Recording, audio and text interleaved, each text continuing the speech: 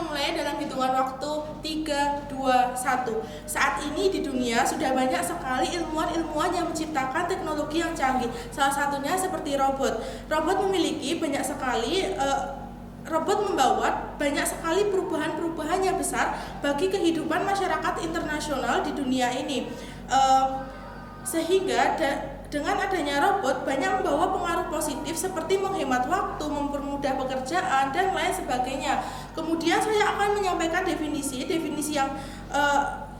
dari transisi adalah terjadinya perubahan secara bertahap yang mana bertujuan untuk memperbaiki kekurangan-kekurangan yang ada sebelumnya. Kemudian ada pun mekanisme yang akan saya bawakan, yaitu yang pertama, Dewan Juri yang terhormat, dengan adanya humanoid robot bukan berarti kita tidak akan membutuhkan seperti halnya dengan dokter, guru, suster, dan pasukan militer.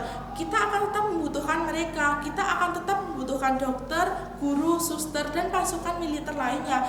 Namun kita juga akan menggunakan humanoid robot agar kita bisa memaksimalkan dalam pelayanan, sehingga masyarakat pun akan senang karena pelayanannya akan lebih mudah serta juga lebih cepat. Seperti misalnya di rumah sakit, humanoid robot digunakan untuk pendaftaran, kasa, dan lain sebagainya. Sehingga hal tersebut akan mempercepat pelayanan pada suatu rumah sakit. Dewan Juri yang terhormat, pendirian kami jelas, kami akan melakukan transisi pengalokasian bantuan kemanusiaan berbasis tenaga manusia. Namun yang perlu kita garis bawahi, kita akan tetap membutuhkan bantuan dokter, suster, guru, pasukan militer, dan lain sebagainya. Adapun argumen saya yang pertama, yaitu mengapa hal ini dibenarkan. Yang pertama, dengan adanya humanoid robot, hal tersebut akan membawa keuntungan yang besar bagi kehidupan manusia secara luas. Seperti yang pertama, mempermudahkan pekerjaan mereka. Mengapa? Dewan Juri yang terhormat, yang dapat kita ketahui bahwasanya dengan adanya robot itu akan mempermudah pekerjaan.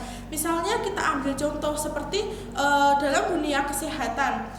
Mari kita bayangkan bersama, jika kita menggunakan humanoid robot pada pelayanan kesehatan, itu akan mempermudah dalam melakukan pelayanan. Kemudian yang mana rumah sakit juga dapat memaksimalkan dalam pelayanan, serta dapat mempercepat pelayanan seperti pada loket pendaftaran, kemudian kasa, kemudian pada farmasi, kemudian dan masih banyak lagi. Karena dapat kita ketahui sendiri bahwasanya saat ini di rumah sakit itu pelayanannya terkadang lama, di mana jika banyak pasien kita harus mengantri terlalu lama. Kemudian hingga terkadang juga pasien harus menghabiskan waktu hingga berjam-jam untuk mengantri pendaftaran. Kemudian belum lagi mereka harus mengambil obat di farmasi. Kemudian kita juga pasien juga terkadang harus ke kasa, dan masih banyak lagi. Berbeda halnya jika kita menggunakan humanoid robot, yang mana akhirnya proses pelayanannya akan semakin cepat, sehingga pasien pun akan semakin puas terhadap pelayanan yang diberikan oleh rumah sakit itu. Kemudian argumen saya yang kedua, mengapa hal ini penting dilakukan di tengah-tengah gempuran teknologi canggih. Sudah seharusnya kita memanfaatkannya dengan sebaik-baiknya dan menggunakan humanoid robot itu. Dan dengan menggunakan humanoid robot itu bisa menghemat biaya.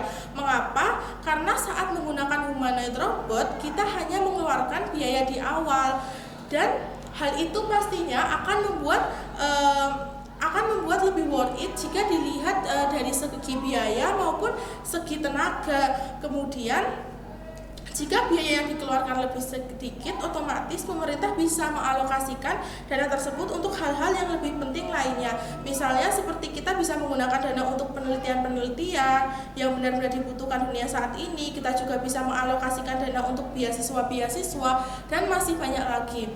Kemudian jika tim oposisi mengatakan bagaimana jika humanoid robot itu tidak berjalan lancar, seperti misalnya tidak benar dalam menyampaikan informasi dan lain sebagainya, Dewan Juri yang terhormat, kami yakin dan percaya hal itu tidak akan terjadi.